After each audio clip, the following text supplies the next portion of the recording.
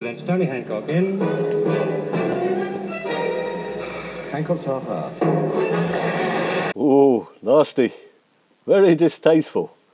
I'm broad-minded, Sid, but, I say, mucky, very mucky. What you found, Hancock? Let's have a gander. Oh, I don't like the look of this one, Sid. Nasty. Very mucky. What's so nasty about it, Hancock? I don't like to say, Sid. Carry on reading your paper. It'll put you off your dinner. Look at that. Ho, ho, ho. My God. Oh, dear. Oh, dear. You haven't put me off my dinner. You've just whet my appetite. What is it? Come on, Hancock. Sounds good. Right up my alley. All right, Sid, I suppose you are an adult, in the loosest meaning of the word. The police have sent us this case. Some fellow was caught with his trousers down in a lay-by and claimed he was looking for Saturn's ring. I ask you, believe that and you'll believe anything. I thought it was a different sort of celestial body. Yeah, we'll do that one and have a bit of fun.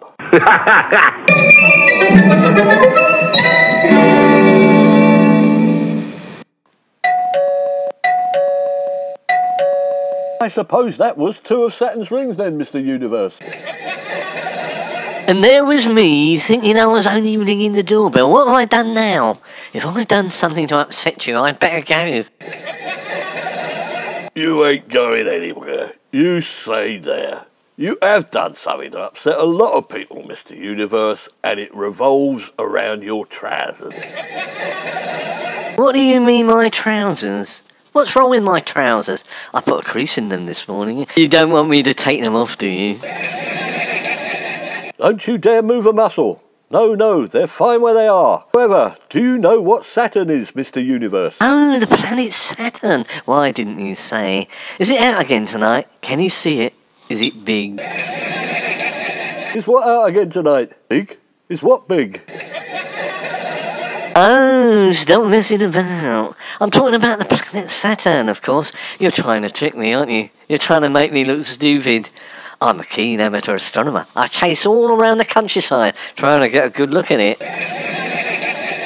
I can tell you one thing, Mr. Universe. There's one thing not out again tonight, and that's you. We're going to keep an eye on you, matey. What else have you been chasing around the countryside? Astronomy, eh? You don't look like an astronomer to me. Involves nudity, does it? Were you doing a bit of sunbathing, ripping your clothes off under the stars? Of course not. It was at night. You can't observe the sun with a telescope anyway. It makes you go blind. And that's not the only thing that makes you go blind, Mr. Universe, is it? So let's get straight to the point. Why did you have your trousers down? And don't say your Orion's belt broke. If I did, I didn't notice it. I was busy concentrating on the G-ring of Saturn. I had my hands full with that, didn't I? Yeah, so we heard. You've made a mistake. You don't mean the G-ring, do you? You mean the G-spot. Oh no, Jupiter is the one with the red spot. One of Saturn's rings is the G-ring. Of course you've heard of the great conjunction between Jupiter and Saturn. Oh, it's very sensual, almost sexual in nature, and it was taking place during my stay in Surrey, and I was trying to get a good picture of it. A good picture of what? Your trousers dangling round your ankles? I think we've got enough, Sid. Mr. Universe. Everything will be taken down and used in evidence against you, including your trousers. All I did was take a picture of Saturn and Jupiter in juxtaposition with Mars. It's not against the law, is it? Aligning with Mars, you say? Mars what? What's your mother got to do with it, Mr. Universe? No, Mars the planet, silly. Jupiter, Saturn and Mars, the red planet, aligned is the herald of more trouble coming into the world. I have grave forebodings, I tell you. Forebodings! Well, you're right about that one, because you are in dead trouble, mate. I can't be in trouble. It's all legal and above board. I thought if I hung around a bit, I might see Uranus. I beg your pardon? What can you see? Uranus! No, you jolly well cannot. I've got me best trousers on. Sid, Can he see Uranus? What, yours, mine or his? Oh, that's outrageous. Oh, you've got a mucky mind, you have. Uranus is a celestial body, one of the giant planets. It's named after the Greek god of the sky, Uranus. Ho, well, we're supposed to believe that, are we? Police said you were wandering around your car in the lay-by in your underwear. What's that got to do with Uranus? No, don't answer that. It's not my fault. There was a good view of the planets from Box Hill. I would have gone up there and got my telescope out. Oh, that's why you're in your underpants, all ready to whip it out. It's not my fault. I went to put my trousers on, but I couldn't find them. It was so dark. I think I found a bit of a black hole in your story, Mr. Universe. The lay-by where the police found you was 30 miles from Box Hill. I'm not very good at navigating. So you can find Saturn 3 million miles away, but you can't find the A31 in Surrey right under your nose. It's not my fault. Right, Inspector Hancock, it's a straightforward case of indecent exposure in a public place. And in future, Mr. Universe, if you want to look at Saturn's rings, do so in the privacy of your own home. I was only trying to indulge my passion. Well, in that case, that will be another 300 quid on top, Mr. Universe.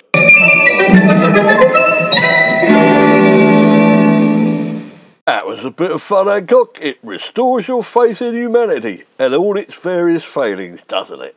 So, what have we got up next? Let me see. This one's a bit more down to earth, Sid. It's a charge of attempted smuggling. That will do nicely. What were they smuggling? Watches, drugs, diamonds? No, courgettes. The correct description of the offence is smuggling of plant material without a photosanitary certificate. The smuggler was found with nearly 1,000 courgettes strapped to his body. They thought he was a suicide bomber about to attack Sainsbury's. That's no good, Hancock. Watches, drugs and diamonds are much more interesting than flaming courgettes. Why can't we have something a bit more valuable? Something a bit flashier, with a bit of sparkle? You don't think the police and customs are going to let you near watches, drugs or diamonds, Sid? You'll be flogging them down the market before the smuggler's been put inside. Now, I would have thought by now you were able to trust me explicitly, Hancock. How long have you known me? By the way, did you want to buy a watch? I happen to have a couple of nice ones, but don't tell anybody else, they might all want one. That's exactly what I'm talking about. There are they? I thought I saw smoke coming out of your pockets. Nah, of course not. I found a couple upstairs in the attic a few weeks ago. Then they're my watches. They must be my granddad's. He's dead then? Of course he is. Well, he won't be needing them anymore, will he? How do you know he didn't leave them to me in his will? Because he didn't know you. That's how I know.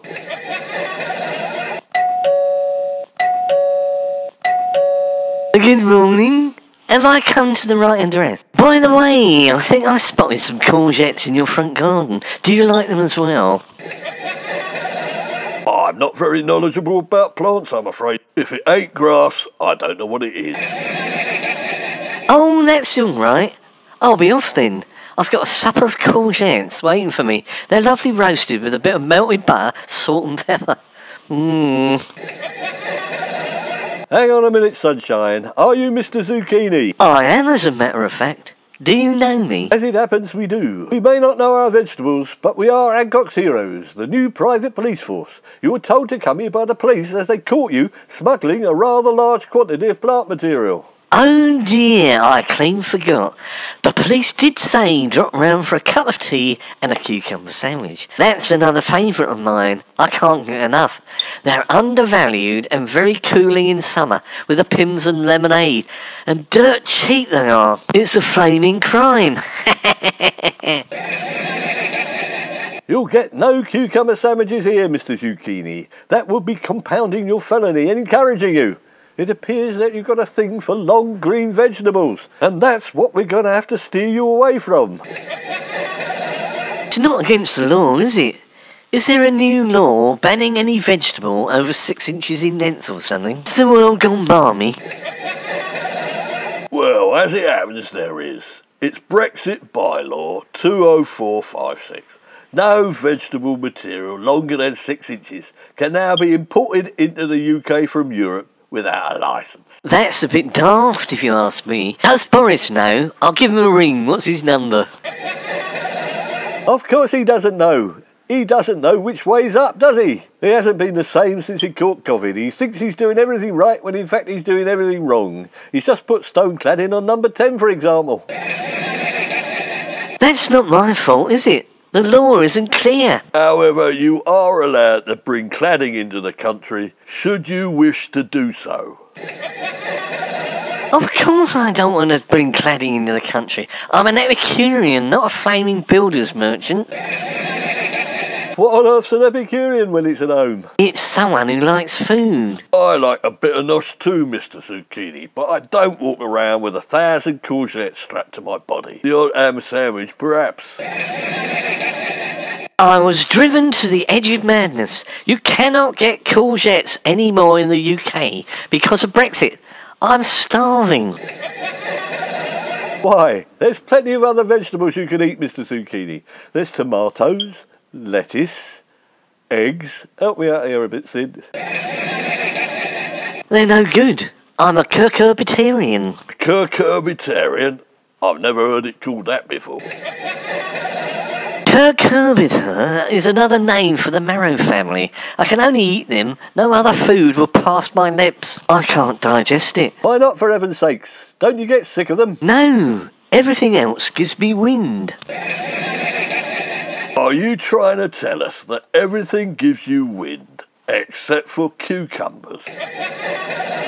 That's right. Marrows, melons, squashes and courgettes. If I don't get them, I'll starve to death. In that case, my good man, Hancock's Heroes will help you, and we'll let you go.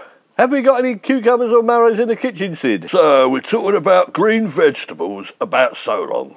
I don't think so, Hancock, but I'll go and have a look. I don't hold out too much hope, by the way, Mr. Zucchini. However, I have a couple of nice watches if you want to buy one.